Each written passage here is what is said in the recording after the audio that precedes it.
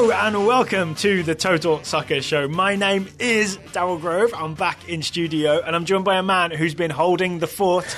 It's Taylor Rockwell. Hello. Fort's still here. It is. Holding the fort or holding down the fort? Holding the fort, because it is not an inflatable float-away fort. There's a whole David Mitchell sort of David Mitchell's rant box, that's what it is, where he explains that the float... Stolen from Albert Ottati, but sure. Is that right? I've decided that. It is not a floating fort. You don't need to hold it down. You just need to hold it. That makes sense. Yeah. Maintaining, yeah. Okay, yeah. I'm totally with you. I also have to say, I much prefer your hello to my hello. I think because it means that I'm not responsible for hosting.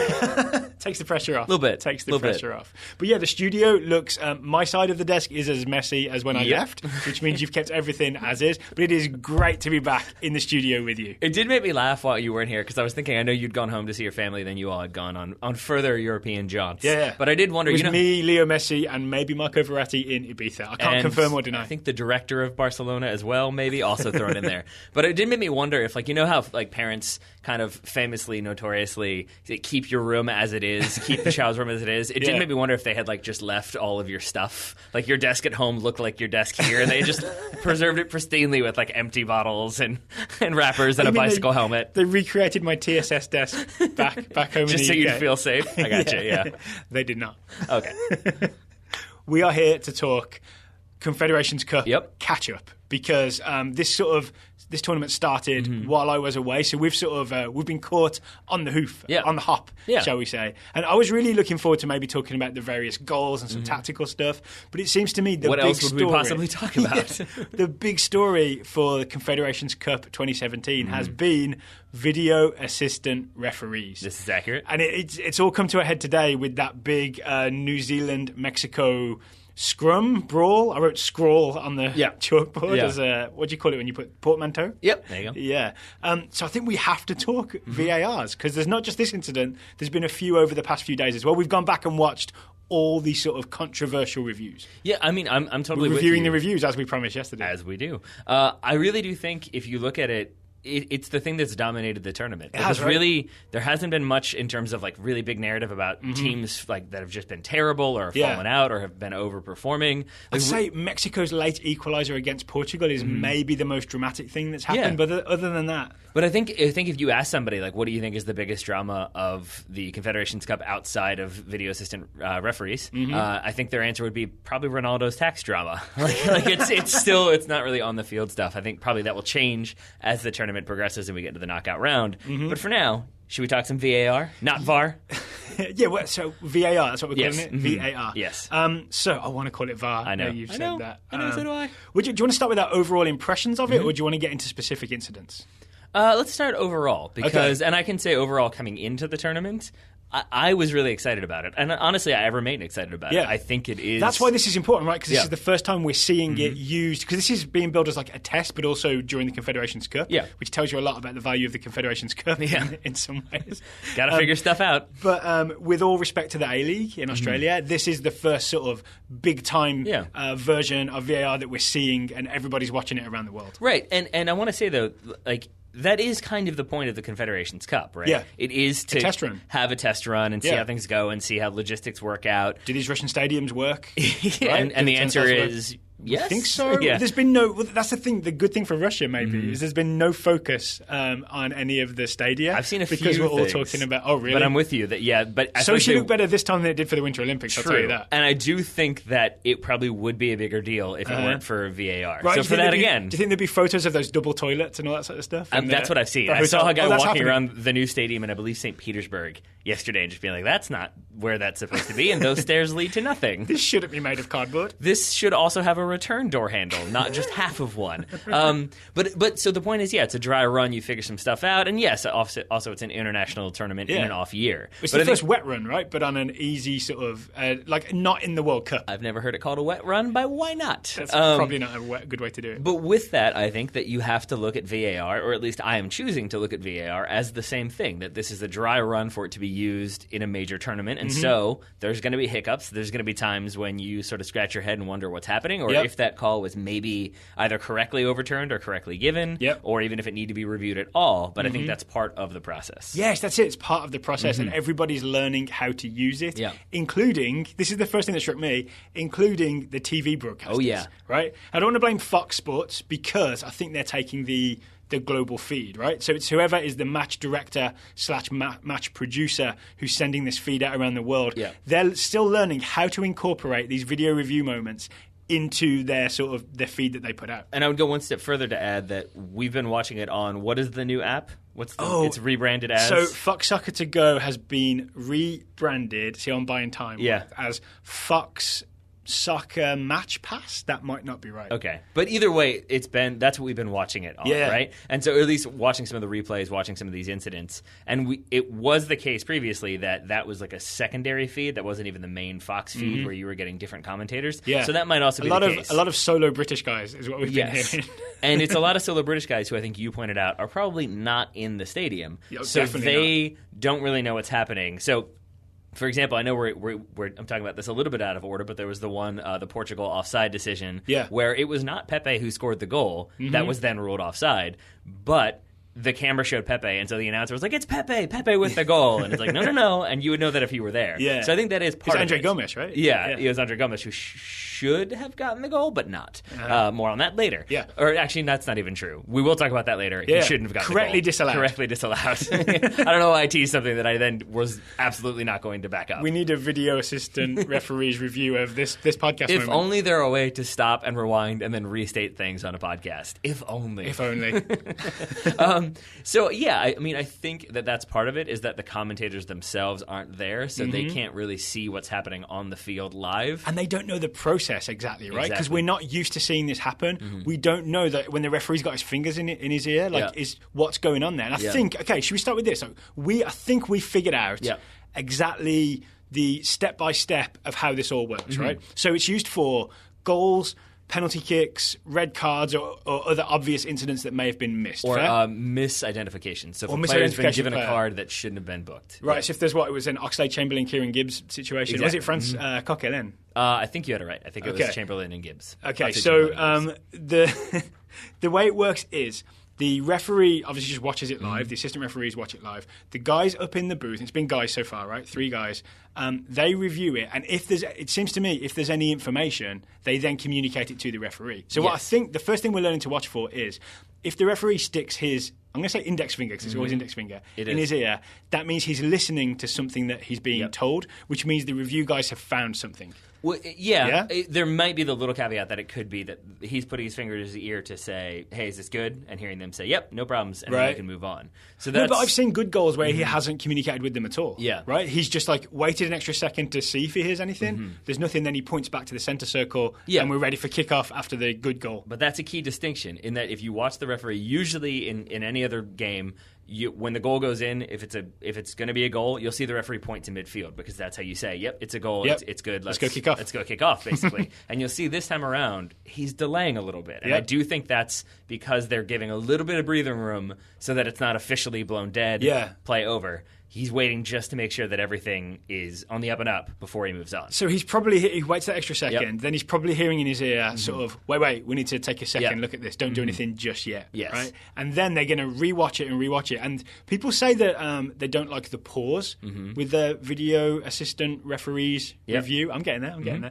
VAR's review. But it's actually been pretty quick. Everything has been handled very quickly because they're rewatching everything in various angles quickly and then getting the information to the referee. And this is, again, where I think it's getting used to the system, and as they progress with it, it will get better. Because I think a big problem with that delay is that they kind of don't know what to do with it. And so what they've been doing... Got a new toy, basically, right? They have to figure it out. Yeah, but what they've been doing right now is having the split screen, where you get like the official and then maybe the replay and then maybe some players looking confused. But they don't really... you're talking about the TV directors here. Yes, and so the directors really don't know, it seems like, how to break it down yet. Yes. And to me, the logical thing is, well, he's reviewing it, or the VARs are reviewing reviewing it. So let's take a look and figure out what it might be or try to show that offside line. Sometimes they're doing that. Sometimes they're not. Sometimes you're not even getting a replay at all, and you just get Nani looking confused for like 30 seconds. I did get that. And that makes it look way worse because now it looks like they have no idea what they're doing. Everyone's bored. Yeah. It's silly, whereas it's an obvious opportunity. It's replay. Show us the replay. If they're getting the replay, we should see the replay, right? So we can start making up our own mind, and then we see if what we decide on the replays matches with what the VARs tell the referee, and he decides. Yeah, and that's the way to make it fun and dramatic and interesting. And to me, it is absolutely no different than when there's a substitution happening. Think about the Champions League for a second. When there's a substitution happening in the Champions League,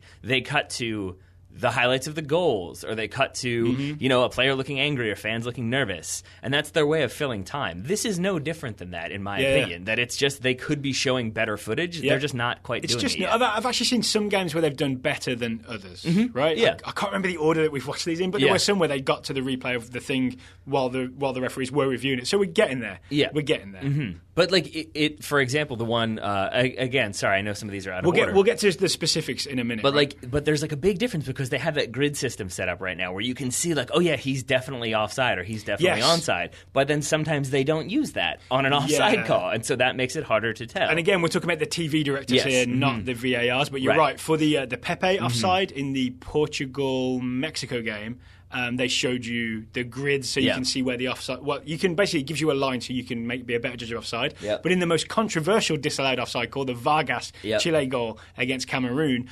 The TV directors just showed us a freeze frame of the pass, but it's at a weird angle, so you can't really tell. And we really needed those grid lines, and we didn't get them that one time. And so maybe innovative podcasters... That's the most controversial call so far, right? Yeah, I think so. Except maybe until today, but we'll let it. I think, and then innovative podcasters have to take a piece of paper and slowly move it down together based on the grid system and the 18-yard box, or like the not the grid system, but like the mode lines in the field to try to figure out if a player was offside or onside. That was some we may or may not have done that. It was a low-tech solution. Slightly. Yeah. I'm assuming that the VAR technology is a little bit better than that. But so I do think that is part of the problem, is that it makes everything look a little bit more awkward than it probably needs to look. But they haven't quite figured out how to fill the space and cover it properly. But just because the TV makes it look awkward doesn't mean it's a bad idea. No. Is that a hot take? Yeah, absolutely. And I would say... Sorry, I think this takes us in a different direction, but I want to add, like what they did in the Mexico-New Zealand game today was they threw to Dr. Joe Matchnick. Yes. And he told you why it was a foul, but I think even he seemed on it, and he didn't need much video review. He seemed to have got everything right first time. Yes. Yeah? In the sense that he could figure out that, like, this should have been a yellow, maybe that should have been, like, there was some strikes to the face, there should have been more bookings. But he wasn't, like, I can even understand then why you would need it, because you got to get specifics. There was a bunch of players in there, you want to make sure you card the right people.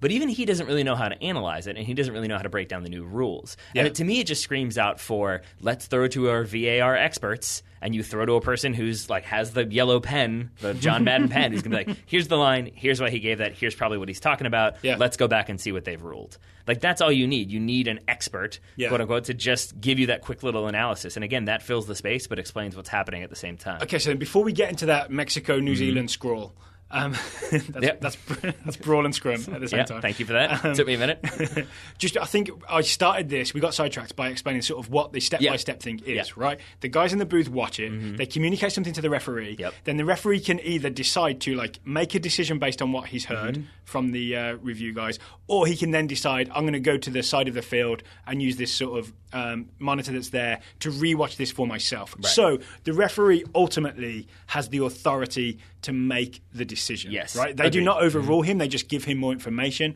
and then he can make the decision himself. Yes, that is all. We learned this in a very 80s FIFA video. Yes, we did. Produced in produced in May, or published in May, but really looked like it was from like a now bankrupt US corporation that was doing well in 1986. They definitely had made a staff video. They definitely had some reused music that they got for free. Yes.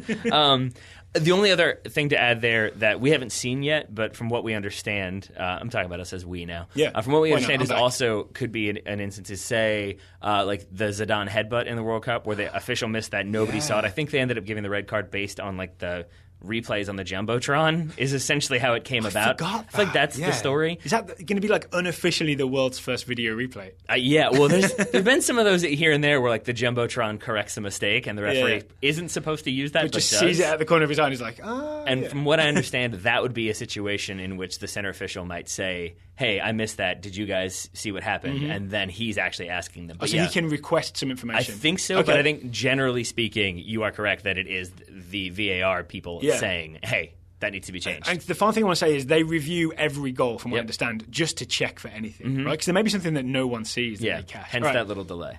Shall we start with today's incident? I think we should. It comes in Mexico's did it finish 2-1? Yep. Yeah, 2-1 win. So much happened. New Zealand. It was hard fought, right? It's Mexico not looking great. All those Osorio changes. Normally, that's what we'd be talking about, right? Yep. What's Osorio doing? And we promise. The answer is cursing, by the way. He certainly was. Yeah. We promise we will get into analysing these games as we move further through the tournament, especially when we get to the knockout rounds, right? Because it looks like Mexico are going to make it now as well. Okay. Towards the end of this game, there is an incident where Diego Reyes pulls back Boxall, New Zealand defender, I think, who was on a gallop forward, pulls his shirt back, essentially to kill the counter-attack as he's getting into the attacking third. Mexico 2-1 up. It's like the 90th or so minute. Then things get crazy after that. Things get amped up. Yeah. They go to 11. Yeah. So what happens? He pulls him back. Does the play stop there? No. It's that away? The referee allows it to continue because I think he just wants to make sure that no advantage develops. Instead of an advantage developing, Boxall basically stumbles and then slides. I'm going to say slides in midair.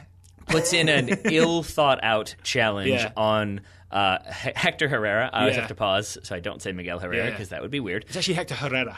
Thank you. Who then he gets back up and kind of bodies Boxall as well. And then from that there's a little bit overly aggressive reaction from everybody involved. Yeah, Thomas, the New Zealand defender, gets in there, and there's sort of some head-to-head stuff with Herrera, and then everybody piles in, and definitely some hands make contact with face. Yes. Yeah, at least a couple times. And like, there's this big scrawl, as we called it, and then the referee standing there like, what do I do? So with that, what do we want to do here? Do you want to break it down like what happened piece by piece, or do we want to go like overall what happened and then go into kind of the specifics of it? Well, let's just in case anyone hasn't seen this, there's a good chance people didn't see this because it was like, 3 p.m. this time. What did happen here?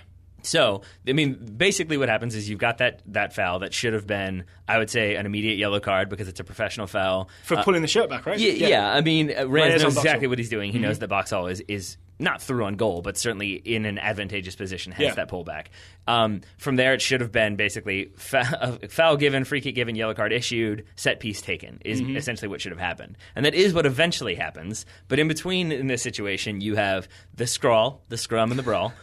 See, I still think it's definitely more of a scrum. Okay. That's where I'm leading. We'll go scrum if you want. I feel like brawl really implies like significant fisticuffs. Okay, all right. This isn't the hill I want to die on, so we'll call it a scrum if you want. Fair. So then before that free kick is taken, so they set up as though that's what's going to happen, except no cards are issued. So then New Zealand set up to take the free kick, then the center official does the finger to the ear and then draws the box, which indicates that, hey, we're doing VAR here. That's what the officials are doing.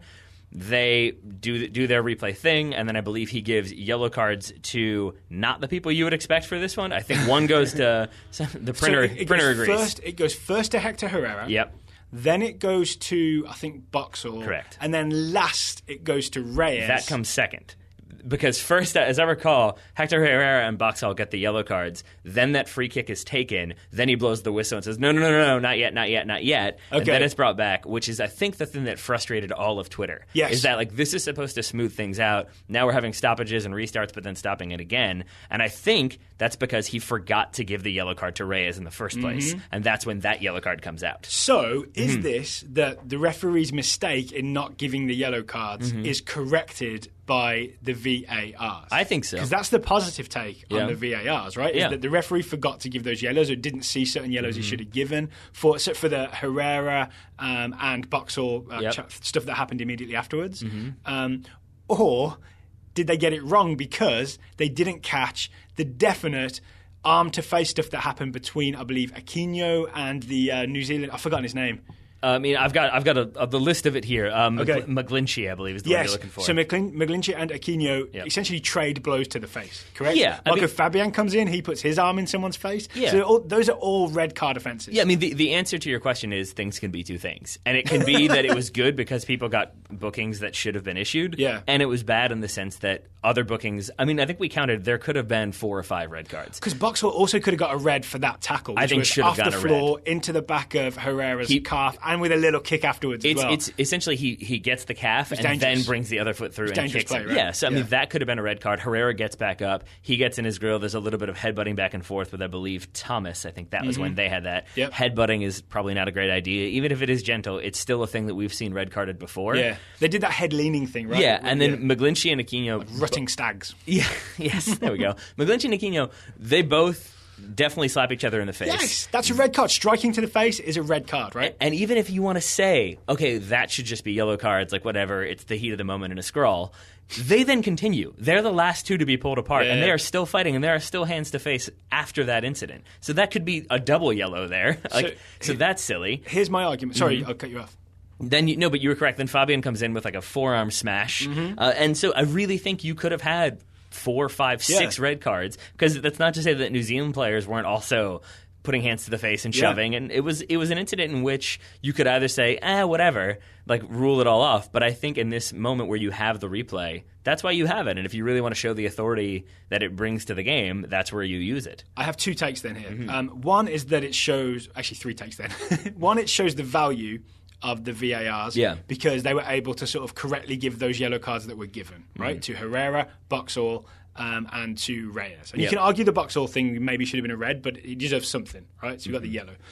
2, it shows that even though VAR is able to give more information, there's not enough time for them to study the tape of the scrum and catch all those, like, because they're very quick, right? There's like slaps to the face that Aquino gives and the one he gets back. They're all really quick. So there's not enough time for them to do the initial incident and then to also review everything that happens afterwards. Because we did it, but we took 15 minutes of pressing pause and slowly clicking our way through everything that happens in that scrum, right? There's no time for them to do that. So basically they would have to pause time like Zach Morris and watch everything in order to give the referee all the available information to give red cards to those players that deserve red cards for striking to the face. Right. Agree? I would sort of, with the only exception being that, like, that's with us kind of assuming that we understand their operating policy. And it might, and I guess what we're saying is, if you're stopping and rewatching this stuff, then you should get every incident and punish it accordingly. They might just think, like, it's a scrum, stuff happens in there. That's not what we're concerned about. We're concerned about this specific play and this specific play. I think you're right. I think they focus just on that immediate moment after the pull and the tackle and and when Herrera gets up, and maybe with Thomas as well. Right. That's as far as they went with that, because there's only that much time anyway, right? So I would agree with you on that, but I think I agree with your third point, which you haven't yet made. Do you know what's coming? I'm guessing I do. So my third hot take is that I believe that the referee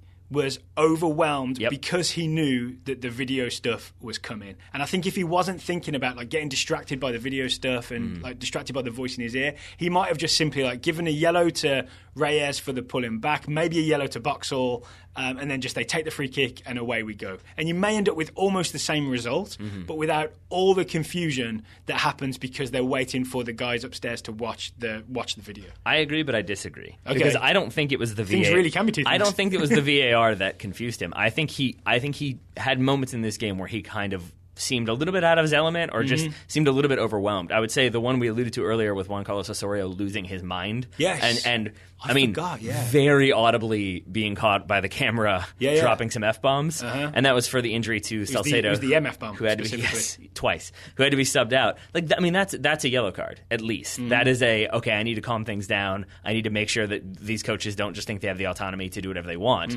That seems like an incident where you police a little bit. And to your point with the yellow card for Reyes, I don't think he was ever going to give it because you don't see him put the finger in the ear until right before the set piece is about to be taken. And that is usually one where foul is called, card comes out. Now, in this situation, foul is called, scrum happens, you break the scrum apart, then you give that card, then you get things set. And he seems so focused on, like, figuring out where the ball needed to go. That's what he was really doing, was like, no, bring the ball over here 3 yards. As, like, people are still in the field, the fourth official has run on, the assistant referee is on, the center official was like, no, we're worried about the location of the ball at this point. What do you think about the idea of the referee's authority being undermined, where it looked, so the referee has final decision, right? That's the whole idea of this, is it doesn't overrule the referee. But it very much looked like there's a thing in his ear, puts his finger to his ear, and then he gives a yellow card. And it's clearly to me, the video review referees, the VARs, saying, video assistant referees, saying, hey, you forgot to give Diego Reyes a yellow card. Go do that. And then he goes and does it, right? So to me, he looks He just looks like a man whose authority has been undermined because he's had to be reminded to do his job. Oh, see, I disagree. I think I don't think he's been undermined. I think he forgot to do his job. Yeah. And if you forget to do your job and someone corrects you for that mistake, that's not being undermined. That is you not doing what you're supposed to do. Okay. And so for me, it's more to that. Like, I would put it this way. We do live commentary for the Richmond Kickers here. You do recently. I missed last week. Yeah. But when we do it, you have a producer in your ear who's talking to you. Yeah. And you have the ability to either listen to that instruction or not, or kind of hear it passively while you're still doing play-by-play. You can multitask even with a person talking in your ear. Yeah. And in that moment, when the scrum is breaking out, he's an adult. He can say, hey, not right now. I got stuff to do. Get back to me in a minute. Yeah. And he can make sure things are calmed down and then go back to talking. Well, isn't this part of the learning process as well? Then, Yeah, right? So this, absolutely. I don't know if this referee has refereed a game in this tournament previously. I know he doesn't referee in the A-League, so he probably hasn't dealt with this before. Yeah. Right? So this is just his first time doing it, right? He doesn't have his 10,000 hours of refereeing with VARs as well. And again, I think it's part of the process of everybody learning to do it and everybody sort of getting better at it. He'll get better at multitasking and listening what's in his ear and figuring out what's going on the field at the same time as he does it more. The same for all referees, including Mark Geiger and everybody else. Accurate. Yeah. According to Soccer Way, Bakary Gassama is his name. You and Soccer Way. We're buddies. Bakary Gassama is his name from Gambia, Yep. and this is his first game at the Confederations Cup. There you go. So this will be his first game with VAR. Yes. Okay. So again, all that is to say that like in this game, I think it was used effectively, but it wasn't like executed effectively. It was used at the right time, but maybe not done as well as maybe we'll see it down the road. Yeah. But I just saw so many people as though like he had called the game off or something. Just the reaction was so strong. And for me, it's like, no, we're figuring it out. It's going to be part of the game. And this is the tournament that I feel like those same people were 2 weeks ago being like, who cares? It's the Confederations Cup. Yeah. But now it's this like righteous indignation. Is this that lines have already been drawn? You're either pro video review or you're anti video review. And whatever happens in the games, it's like now your chance to like state your point based around an incident. Yeah, and you're just I think you're primed up and ready. And to I think go. what we've learned, we're trying not to be that at all, right? I'm really like open to video review. I'm not pro or con. It's almost like you're a mature adult who can like have varying opinions based on the evidence in front of you. Yeah, I know. I mean, I think if there's one thing we've learned from modern times, it's that having like a hardened opinion and refusing to change based on the evidence in front of you. Mac would say from Always Sunny, that's being an American. I would say that's just not really thinking things all the way through, and that you should have an evolving understanding. Now, if it continues to be a problem where it like ruins the game experience and slows things down and people don't quite understand it, and that happens consistently, then yeah, it's a bad idea and it's not working. But I'm willing to give it time. Before we move on to some other incidents, Yeah. do you remember the incident with is it Salcedo and Chris Wood? Yeah. Where there's a collision, Salcedo goes down, they play on because no one kicks the ball out of play, referee Yep. doesn't stop it. There's no punishment to Wood, right? Right. Because it looks originally like Wood had just elbowed Salcedo Yeah, in and that's the what face. and maybe, that's right? what the Mexico bench were doing. That was why Osorio was swearing at I think the fourth official, maybe at the New Zealand coaches. Yeah. Why Hernandez on the bench because of Osorio selection things was miming elbow. That's what happened. I think his assistant was as well. Yeah. Nobody punished Chris Wood for the elbow. Right. Do you think that there was VAR applied to that incident? I do. Because when we saw the replays, it turns out essentially Salcedo and Wood just kind of tussled a little bit, They're like running pushed at each full other. speed. Then Salcedo goes down because he's not as strong as Wood, lands, it looks like on his maybe shoulder or clavicle, and hurts himself that way. But there's no elbow from Wood. There's nothing that deserved punishment. And I wonder if it was used for a thing that was like, we'll look into this and check, but we won't tell the referee that, or at least at the very least we'll tell him, don't punish Wood, there was nothing happened there. I think that's what happened. Yeah. Because as you said earlier, one of the incidents in which it can be used is for red card or the possibility of a red card, and if that's an elbow smash to the temple, that's a red card. It was kind of off the play as well, right? So it's something that might not have been noticed. Perfect opportunity for VAR. I am fairly confident that they reviewed that one and said at most there was like incidental contact, and as you I think pointed out. It was who was it who got sent off? Salcedo. It was Salcedo who initiated the contact for injury. Yes, excuse me, not sent off, subbed off. Yeah, and so I mean. I think in that situation, they probably did utilize it and get it right. Bobby Wood was just rubbing his hands laughing somewhere. We had a few tweets along those lines, yeah. And I want to add this, though, away from VAR for 1 second. Juan Carlos Osorio can be as mad as he wants. I'm assuming he was angry about the elbow, but he also... The perceived elbow. I know he also screamed about fair play, and he was mad about that. Yeah. The IFAB document, is that what he's talking about? Yes, exactly. No, he was mad that I think New Zealand didn't put the ball out of play, and that's why, because this happened only about 6-8 yards from Mexico's goal. So then Wood gets a shooting opportunity, and if he's better at finishing, scores that goal. It's a bad attempt to finish. I think that's why Osorio was so mad. I would add that Mexico got the ball back, and they did not put it out of bounds, and then New Zealand won the ball back off of Mexico. At that point, you have missed your opportunity for the other team to play the ball out of bounds, is the argument that I would have. Yeah, Maybe not as aggressively with Juan Carlos If I was Osorio. arguing this in court for Mexico, you could say that like they didn't know that Salcedo was down, and then like when New Zealand get the ball back, that's when they noticed that he's down, and they think it's a head injury. It's very convenient so timing, you can see. is what I would say. All right, well, Mexico get the win in that game, 2-1. They have 4 points. They play Russia next. We're paying more attention to the soccer and to Osorio's wonderful, interesting lineup choices going forward. Do you want to talk about some other VAR incidents? Sure. I just want to add one final thing about that conversation, though, is I think we talked about it before, how VAR has kind of overshadowed things a little bit. I think one man who might be pleased about that is Juan Carlos Osorio, because I think otherwise this is going to get fines and bans for his language. That, but also before Mexico turned it around in the second half, there was a lot of negative feeling towards Juan Carlos Osorio and his rotation policy and his kind of 8 changes, right? 8 changes. Yeah. And I do wonder if maybe this will distract from that, because I think otherwise the story might have been like Mexico struggle against New Zealand. Yeah. That should not have been the case. Well, he also got the win in the end, though, right? True. So the full inquest wouldn't have happened because they won 2-1, thanks to what? Jimenez and Uribe Peralta. Yes, indeed. But so I think he might be pleased overall, but maybe we should still look at those other instances just to see if it ended up being a good decision or not. Okay. Shall we? Yeah, so maybe, should we go most controversial next? Sure. Which is the Vargas goal. I like it. For Chile against Cameroon that would have opened the scoring, but was ruled out because on review he was judged to be offside. When you see the screenshot of how he was judged to be offside, originally it looks like, I'd say he's very much onside. Yep. He's level with Cameroon's number 4. I'm sorry, I forgot his name. Centre-back. I believe, according to the notes I have in front of me, that it's Adolf Teku. Is how I'm going to pronounce that one. Okay, so it looks like Vargas is level with Teku. Yep. But if you, like we said, this is what we did the low tech piece of paper thing earlier. There is a weird curve on the screenshot and the camera angle where like the mode lines in the field are straight, but also the penalty area line is straight, but they're both straight at different angles. It's odd. Which suggests that maybe there's some sort of fishiness going on with that lens to distort the picture a little bit so as to get more of the picture. That's how it works, right? You get more of the field of vision goes in if you can distort the shape slightly, right? I'm just laughing at fishiness. You put it all together, it sounds weird. So, it sounds like a disease of the foot, right? It sure does. I think it may be that the video assistant referees, I'm getting it. I think they may have got it right. Yep. But the TV thing that we're shown doesn't offer enough supporting evidence for what they saw. Because it's any part of your body that can play the ball. There it is. If that's ahead of the last defender, offside position, then you're offside. I think maybe Vargas was. Yeah, and so if you remove arms from this equation for both players, and if you do that mapping as we did, I think it's Vargas's knee and maybe part of his right leg is in an offside position. Only just. But I think it is the correct decision, but it does then beg the question, in that situation where it really does feel like it is inches that he was offside, is that a clear-cut opportunity when you need to use replay, or is it sort of like, this is a moment when it could go either way, let's let the goal stand? Right, but this is the tricky thing, right? Yep. It's always going to be used on a goal to check for anything. So then they have to address it and decide. And it seems like in the moment they decided this is it. And I think, wasn't this what I was saying to you when we did the very short podcast the other day?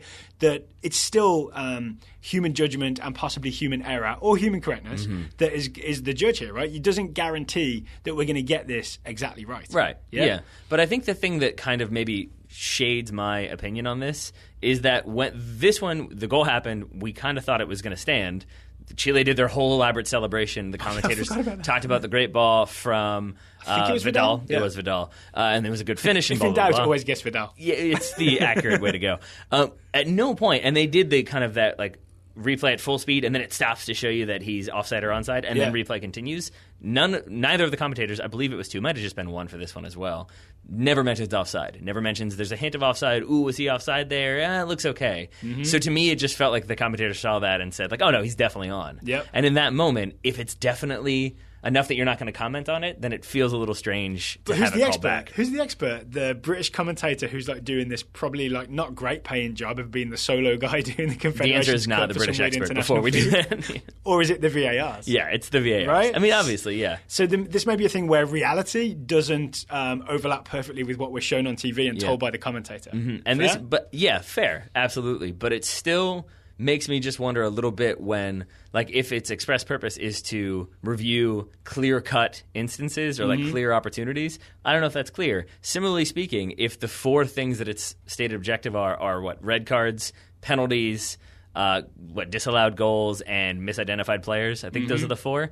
Like a scrum, or any of the obvious missed incidents. I'd say a scrum is not one of those, and so you could make the argument that like maybe why were you using it here? Now it was because he missed stuff, certainly. Yeah, but it just those little red moments. Cards is where that comes in. Yeah, I suppose that's the case. Yeah, but it just feels like that's another thing that maybe again needs to be ironed out and probably will be. But it is a thing that left me a little bit curious watching that one. Okay, there are 2 more incidents we put up on the board to talk about. I want to go through them pretty quickly. But first, I want to go because there was another Vargas. There's 2 Vargas incidents. Oh yeah, the first goal was denied. Second goal, he was called offside. This is right at the end of the game, right? And then the goal was given. Yeah. And I just want to add that I think what we ended up ruling, you and I figured out was that the official sideline, the assistant referee, put the flag up. Let's go linesman. Put the flag up for offside because the goalkeeper had come off his line, and so it looked like maybe Vargas had gotten it with only one defender between him and goal, and obviously that was not the case. There was another guy there. So that was another incident in which that goal wouldn't have counted.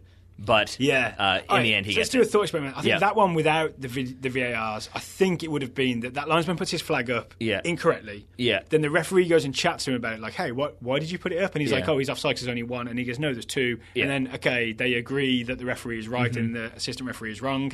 And then it still stands. Yeah, I agree. So I think that one could have been fixed without VAR, but it was... Like, not everything is a VAR issue, I guess, is what I'm saying. I agree with you on that one. And with that said, should we talk about the other incidents? Okay, so one I just want to touch on very briefly, because that's exactly what Tommy Juric did with his arm when he scored for Australia against Germany, right? Yeah. So this is one that was reviewed. It did hit his arm. It confused Leno, the keeper, the German keeper. Came back to him, Juric scored. They did a review of it. They ruled it a goal. Yep. So, again, this is one of those ones. Did we talk about this on the podcast yesterday? I definitely talked about it on Goalmouth, where... I think you were pretty confident that Vargas was onside yesterday, and I'm pretty sure you were confident that this goal shouldn't have been allowed to stand either. Yeah, well, no, I was confident that, I've changed my mind on the Vargas thing, but I'm still confident that the Juric goal is an example of how VARs cannot remove doubt, because things like handball are still not that well defined, right? One of the IFAB Play Fair document things was, let's redefine handball so it's much clearer. It definitely hits him in the arm, but we're not sure whether that's handball or not. And maybe, just maybe, you've stumbled upon the explanation, which is that you could watch that 100 times and probably come up with 100 different... Well, not 100 different. There's really only 2, handball or not handball. But you could do 50 of one, 50 of the other. I really think you could. And so maybe it is reasonable doubt where we can't really decide one way or the other, so the ruling stands. And if it had been ruled a handball... It's like a murder trial. It might be. It might be. I mean, Leno might get murdered for spilling that one. Who knows? But I mean, maybe that is the situation that, like, if it had been given as a handball and they did that, they called it back, maybe they would say, it was a handball because you kind of let the ruling stand based on if you don't have reasonable doubt. That's interesting. You've made me question myself now. Well done, Daryl Grove. So let's close with one that is definite. Sure. And VAR's definitely got it right. Sure. It is Portugal's goal that would have been against Mexico. Yep. It is, I believe it's a Ronaldo free kick. It is. Which bounces up in the air. Yep. And then is played back in by Moutinho. Side foots it, lifts it into, Ronaldo back into the area. Shoots off the free kick, hits the wall, it comes back to him, he shoots again, hits the crossbar, then it goes to Moutinho. Moutinho one-touches it into the air, into the box. And when he one-touches it into the air, into the box, Pepe is offside, but comes back after the ball's been played, so he's offside. He wins the header, the knockdown, and it ends with an Andre Gomez shot that goes in. Right? And I think this is one where I would not have spotted that. I don't know if the assistant referee spotted that. No flag. His flag didn't go up, so this went unnoticed. The linesman got it wrong. But the VARs saw it, went on the review. They correctly said Pepe is offside. That goal does not stand. It does not. This is a clear victory for VARs. Yeah, absolutely. And I think are we going to start tallying like victories and failures for VARs during the Confederations Cup? No. Because if I remember from the last World Cup and doing specific predictions and keeping track of that, it's not fun. So I'm not tallying anything I don't have to tally. Keeping track of anything is hard work. Pretty much. Yeah. Pretty much. Which is why we both do podcasts for a living and are not accountants. And I've hired an accountant. Okay, so we've been through a lot of incidents there. Yeah. Any final thoughts on VARs and or the Confederations Cup? It's got to be gone. I'm done with it. No, not at all. I think it will be an evolving process. I think there's going to be more controversies. I think there are going to be more instances in which they are correct, the VARs, and my guess is going to be that those don't get as much coverage because that's not as good of a story. It's not as controversial, is it? Yeah. All right. I think you can't be mad about the official getting it right, basically. Yeah. That's why there aren't newspaper stories about planes landing safely. Indeed. Right. Okay. So the thing I want to say is that I think everybody's going to get better at it. I think the VAR is going to get better and faster at doing it. I think the referees are going to get better at communicating with the VARs and knowing what to do with that information and how to act when it's coming in. And I think the TV producers / directors are going to get better at figuring out how to incorporate it into the broadcast. Yes, fair? I agree completely. The only thing I don't want to lose is the infinity shot. Oh, what's that? The infinity shot is when they're doing the TV, they do the three screens on the, and in the bottom corner there's what did I miss? There's the VAR screen, but one of the screens that the VARs have is the live TV feed, and in the bottom corner of that tiny live TV feed is the VARs watching the TV feed. And if you had a high enough resolution camera and television, you could see that disappear into eternity. That same shot repeating itself. You're a nerd. Is that only me that's fascinated by those things? Yes. Not by those things, but in this situation, yes. When it really can't be seen because it immediately pixelates and blurs. Yeah, it's not that exciting. Much fun. Not so much, no. Okay, so... But you could also just go look in the elevator that is 20 feet away from our office, which has mirrors that you could totally do that if you wanted really? to. Yeah.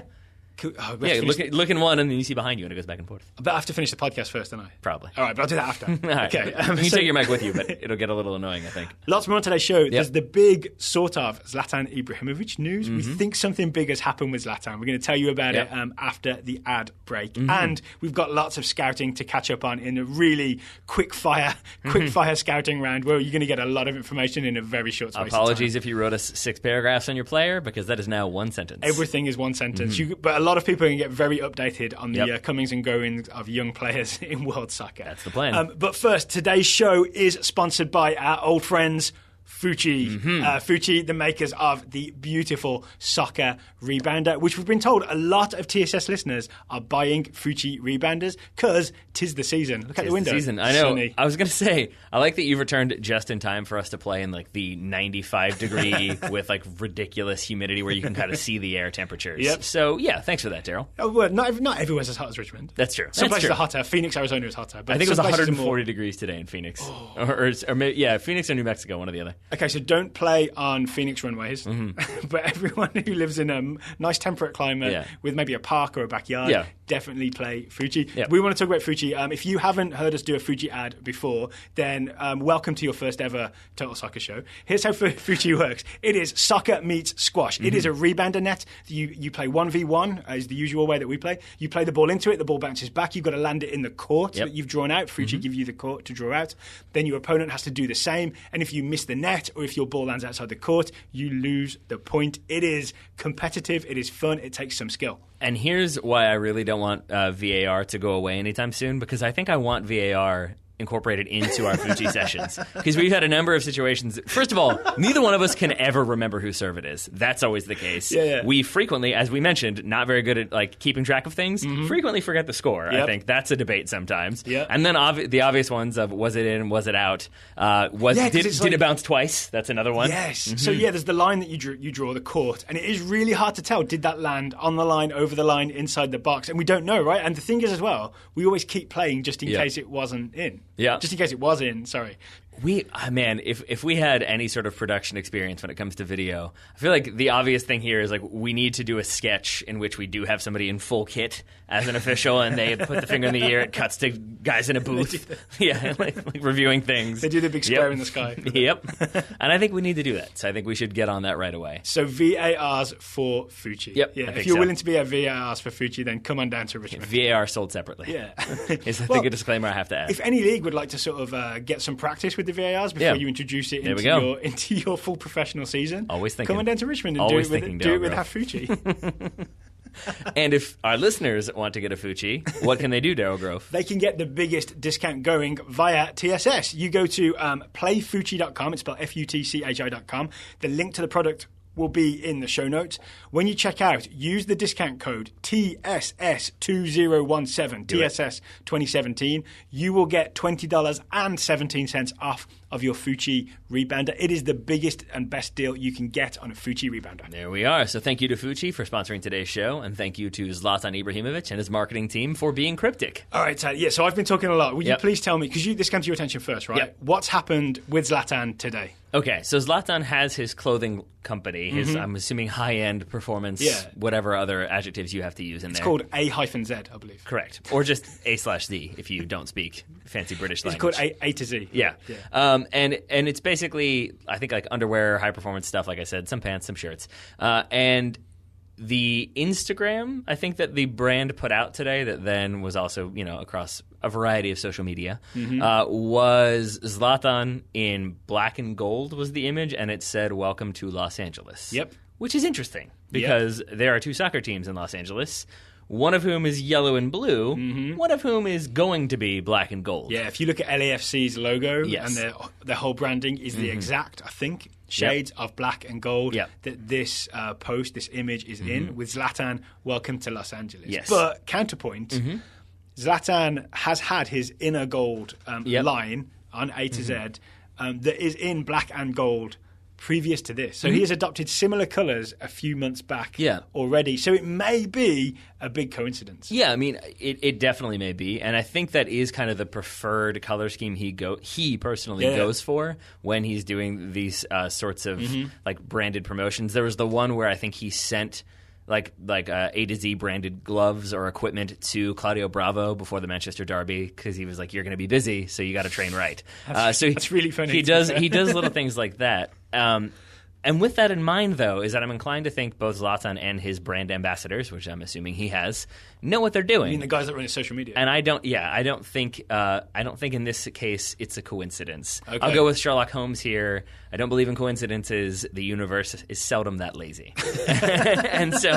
and I do think that either it's him trying to generate rumors and kind of keep himself in the spotlight at a time when there's lots of other stuff going on and he is recovering from injury, or it is him sort of teasing that maybe, possibly, he's coming, and maybe people in Major League Soccer should be excited about that and investigate his clothing line. So that may be it. Yeah. But here's what I think as well. The timing is perfect. Yep. Because LAFC will take the field in March 2018. It is now. I'm confused about when it is. It's June 2017. Zlatan had that massive knee injury and surgery. He wasn't expected back in action until maybe January 2018 anyway, right? Because there's a whole thing about if Man United keep him, they're going to pay those big wages for half a season and then get him back. It's kind of perfect timing, right? Because he can join for pre-season and he can be ready to go for March. He won't even be, for LAFC, if it's LAFC, he won't even be joining in sort of June, July, as a lot of European big-name DPs do when they join MLS. Yeah, I mean, and he's already posted video of him sort of back to training in the sense that he's like barefoot doing like Brazilians, like just kind of kicking a ball. But that's still very soon after recovering from surgery. No, I mean, he's not still in like a locked up brace where he can't bend his leg. So, I mean, I think that signing makes a lot of sense. And I think it also makes sense to kind of start hyping it up a little bit. Because, again, I think he doesn't want to be forgotten. I think he wants to keep his name on people's minds, and it would be easy for people to forget given that he's out with injury. And then, I think it helps to brand a little bit, keep interest in the club potentially. But I'm trying to think, like, could it be that an A to Z store is going to open in Los Angeles? Could it be that he's joining LA Galaxy, but his brand is in that black and gold? Right? All these things are kind of possible, right? But the only thing that makes me think that this is LAFC, apart from the point you made about they know what they're doing. Well, it wouldn't be the Galaxy. That's the thing. He did this before, didn't he? Didn't he announce his move to Manchester United before Manchester United announced it? I believe he did, or at least strongly alluded to it. Paul Pogba did the same thing, actually. Yeah. He tweeted a photo of him, I think in the US, and it was all black and white, except for the things that were red were heavily accented, implying like going from black and white to red. Yes. I'm sure he did not think of that reference. But I just think, and to say that he's not going to the Galaxy, I mean that based solely on this situation. Yeah. And that's because you and I, we don't have that branding background, that marketing background. I know lots of people who do. They wouldn't make that mistake. If he was trying to allude to the fact that he's going to sign for the Galaxy, it would have been yellow and blue or gold and blue, whatever you want to go with there. It would have been a stronger reference to the Galaxy. I also think it wouldn't make sense for the Galaxy right now because they have needs that they need to address. They have lots of injuries. We'll hear about that later. I say get Bradford Jamison the fourth in there.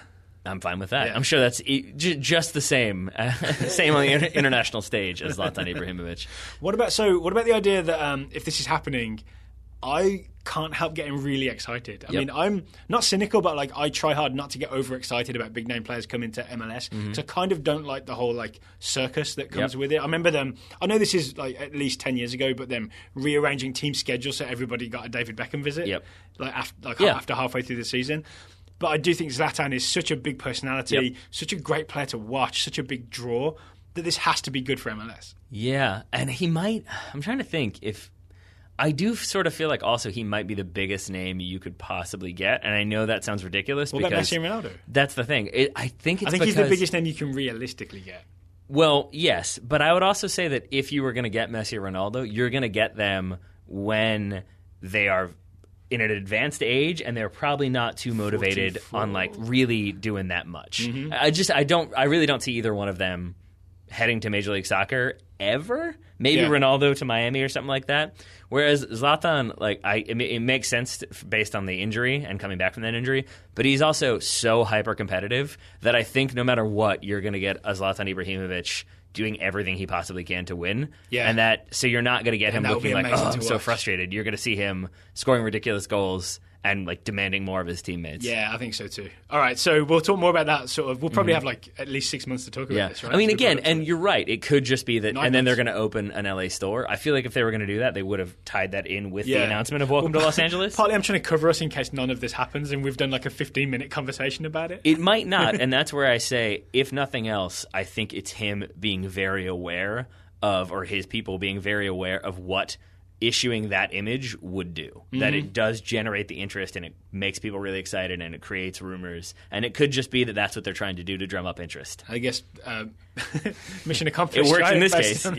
Based on the 10-15 minutes we just spent. All right, shall we move on to the Total Soccer Show Scouting Network? Let's do it.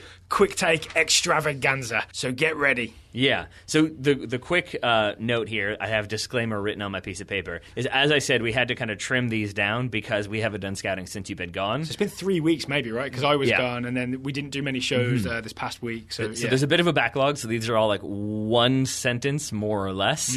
I'll also say that maybe some of them may have slipped through the cracks. So I'm going to go back and check again. Okay. If there are, we're going to do a follow-up abbreviated scouting report. And we did have the debate about should we do every report, should we just read out a few and then apologize to everybody else? But it makes sense, I think, to get everybody out there because people have taken the time and we would like to mention that. And plus, it's all pretty exciting stuff. All right, let's go then. Sure. Starting with Jay Glenn, scouting Ruben Neves, the 20-year-old Portuguese midfielder for FC Porto. Neves has been getting minutes for Portugal at the U21 Euros and has been linked with a move away from Porto to either Liverpool, Chelsea, or Juventus. Those names are going to be prominent in a lot of reports. Jay's prediction is that Ruben stays in Portugal for at least one more season. All right, I'm going to up the ante in terms of pace. I'm going to say that Sean Scott is scouting Alain Saint-Maxime, the 20-year-old French winger from Monaco, on loan at Bastia. Rumours say Saint-Maxime is on his way to Spurs this off-season after having a strong season on loan at Bastia last year and looking good in the U20 World Cup. I saw that goal he scored. It was good. I like what you did there. I think you did it in 2 breaths. I'm going to try 1. Andrew Eggleton scouting Ryan Gauld, the 21-year-old Scottish midfielder for Sporting CPB. Gauld has not gotten much playing time since he moved to Portugal from Dundee 3 seasons ago, but that isn't likely to change, especially since Rangers manager Pedro Caixinha has said he isn't interested in signing the youngster on loan. 1 breath. Eddie Horatius is scouting Federico Bernardeschi, the 23-year-old Italian winger for Fiorentina. It says that after a successful Serie A campaign, Federico is currently representing Italy at the U21 Euros. It's on ESPN3, by the way, and is linked with most of the usual suspects, though Juventus seems to be the media's pick for where he ends up. Again, Juventus linked with everyone. Ben Salim scouting Reece Oxford, the 18-year-old English defender for West Ham, and Borussia Mönchengladbach. He's on his way there on a 1-year loan deal, and Ben says it's likely in an attempt to fill the shoes of the recently departed Andreas Christensen. Andreas Christensen has not passed away. He has gone back to Chelsea. Zachary Lindquist is scouting Jackson Yuell. Zachary Lindquist is scouting Jackson Yuell, the 20-year-old American midfielder for San Jose. After playing the full match in the US Open Cup, Yuell made his MLS debut. Hooray! Subbing on for Tommy Thompson Zlatan, who left the game due to injury in the 75th minute of an eventual 0-0 draw with Sporting KC. That's 2 scouting reports for the price of 1. There you go. Beth Jolly and Alex Barone scouting Kylian Mbappe, the 18-year-old French striker for Monaco for now. Mbappe was a second-half sub in France's shock defeat to Sweden in World Cup qualifying. He did, however, play the entire match and registered an assist in France's 3-2 friendly win over England. Can we pause a second to talk Mbappe? Sure. I thought I read Mbappe say, I don't want a big move from Monaco if it's going to be somewhere I don't get all the playing time. I want to play at my age. The next thing I hear is that he wants to go to Real Madrid. Yeah. What is happening there? I think it's Madrid. And I think, I really do think that there's something about Madrid that makes players think, but that won't be me. That won't be the case for me. I won't be one of those guys. I'll be the one that plays every minute. I'll be the one that plays every minute and really I've seen goal. I know how this works. I think goal 2 is when he goes to Madrid. It is, unless he goes to Newcastle. So he's one of the several people that have seen goal 2. Dozens of us. That won't be me. All right, I brought myself some time there to have a breath as well. Okay. Russell Varner is scouting Hugo Arellano, the 19-year-old American defender for the LA Galaxy. Arellano made his first team debut in the Galaxy's 3-1 US Open Cup win over Orange County and made his MLS debut in Saturday's 2-2 draw with Houston. He started in place of a suspended Jelle Van Dam and looked shaky at times. My next challenge for Russell is to tell me if it's Hugo or Ugo. I am very fascinated by that. Is it Arellano or Arellano? I'm going to guess Arellano, but we shall see. Alex Brew scouting Davy Selke, the 22-year-old German striker for Hertha Berlin. After moving from RB Leipzig to Hertha Berlin earlier this summer, Selke and the German national team, U21 national team, kicked off their U21 Euro campaign with a 2-0 win over the Czech Republic. Zach Butcher is scouting Timothy Weah, the 17-year-old American striker for PSG. Following in his father's footsteps, Weah has signed his first professional contract with PSG. Good news, good news. Good news until they sign Ronaldo. Ryan Kinahan scouting Bruma, the 22-year-old Portuguese winger, formerly of Galatasaray. After being linked with pretty much every club on earth, Bruma has signed a 5-year deal with RB Leipzig, says Ryan. EPO rumors be damned. Bruma also scored that great goal at the U21 Euros. Yeah, he's pretty good. I'm kind of bummed about this. Michael Curry is scouting Haji Wright, the 19-year-old American striker for Schalke. Wright's U19 coach at Schalke was asked about the youngster and essentially stated that Wright, 1, is very fast, 2, has no weaker foot, 3, is a very surprising player, 4, is a good dribbler and consistent threat on goal, and 5, still has work to do. Notably in terms of gaining muscle and learning to have, quote, more resolve, unquote. He is a skinny fella, isn't he? Yeah, which I didn't really think of until I actually Googled it, because I was like, no, he's kind of big, isn't he? And he could put on some pounds. Because we saw him at like U17 and everybody's skinny, so it's not a big deal. So it's basically get more muscle mass so you can handle the physicality, and then get more resolve so you can handle not scoring a goal, essentially. It'd be a virtuous circle of muscle mass and resolve. There we go. Guy Yedwab scouting Serge Gnabry, the 21-year-old German winger. Serge is currently with the German U21s, but will be playing for Bayern Munich next season after the club triggered the release clause in his Werder Bremen contract. Signed with a 3-year deal, I believe. That's been rumoured for a while, hasn't it? Yes, much to the chagrin of Arsenal fans. Okay, Willie Reed is scouting Jesus Vallejo, 20-year-old Spanish centre-back for Real Madrid. Jesus Vallejo. Vallejo is currently on international duty with Spain at the U21 Euros. That's a common theme. And is expected to remain with Madrid's first team next season due to the imminent departure of Pepe. Drew Samuels scouting Marcus Edwards, 18-year-old English midfielder for Tottenham. That should read English Messi, but okay. Edwards was not part of the victorious England U20 team, but will feature for the Three Lions at the U19 European Championships in Georgia in July. Russell Findlay is scouting Eric Palmer-Brown, the 20-year-old American defender for Sporting KC.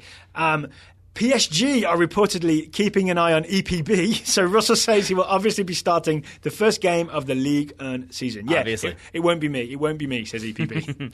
Tyler Dunaway scouting Gabriel Jesus, the new Josh Sargent, 20-year-old Brazilian attacker for Manchester City. Jesus was stretchered off the field after taking an errant elbow from Nicolas Otamendi in Brazil's 1-0 friendly loss to Argentina, but test results revealed no serious injury. 2 more to go. Marcus Goodrich is scouting Shiloh Tracy, the 19-year-old English attacker for Tottenham. Tracy was included on Tottenham's list of retained players for the upcoming season and signed a contract extension to keep him with the club. Final one from Justin Hansen scouting Frank Kessie, the 20-year-old Ivorian midfielder from Milan on loan from Atalanta. Kessie looked very good in the Ivory Coast 3-2 loss to Guinea in the African Cup of Nations qualifier. The commentator referred to him as Gattuso with better feet, so Justin writes Milan should be pretty excited about that. I believe he moved there this summer. Okay, all right, so thank you for the scouting report. Thank you to Jay and Sean and Andrew and Ed and Ben and Zachary and Beth and Alex and Russell and Alex and Zach and Ryan and Michael and Guy and Willie and Drew and Russell and Tyler and Marcus and Justin. Nicely done. Nicely done. Thank you, Daryl, for reading all that. If you would like to join the Total Soccer Show Scouting Network, you go to totalsoccershow.com/subscribe. You'll be supporting the show. You'll be helping us make more Total Soccer shows all the way up to 2018 World Cup. We're already thinking about it and beyond. And beyond.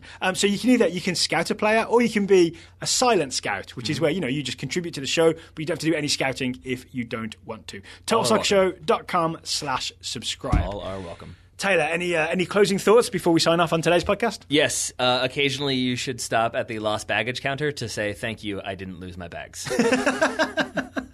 Lovely. That's Thank all you very I've much. got. Mm-hmm. And what are we doing on tomorrow's show? Have we decided? Tomorrow's show, I think we're going to do some transfer rumor roundups, as well as some of the transfers that have already happened this season, and maybe touch on those IFAB proposed rules that you mentioned on the Goalmouth on Tuesday. Yeah, so proposed possible changes to the rules, the laws of the game. Excuse me, every referee who just corrected me in the head. And some of the transfer rumours and transfer news that have happened. Okay, until then, Taylor Rockwell, thank you for taking the time to talk to me today. It's great to be back in studio. Right back at you, buddy. I was wondering if that's what you were fishing for when you said anything else to add, if you were like, and when would you like to say that it's good to have me back? No, it's fine. But it is good to have you back, and thanks for talking to me, bud. Listeners, thank you for listening. We will talk to you again tomorrow.